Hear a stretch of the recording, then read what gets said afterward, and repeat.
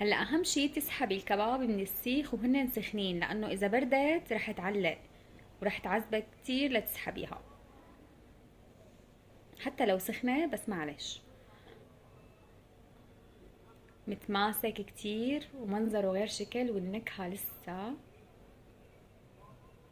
يا سلام، شوفوا لي هالمنظر شو حلو.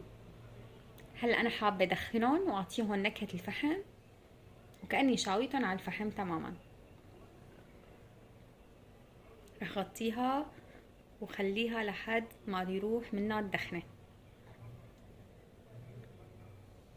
مو بتتخيلوا الريحة؟ كأني قاعدة عم اشوي بقلب البيت عن جد.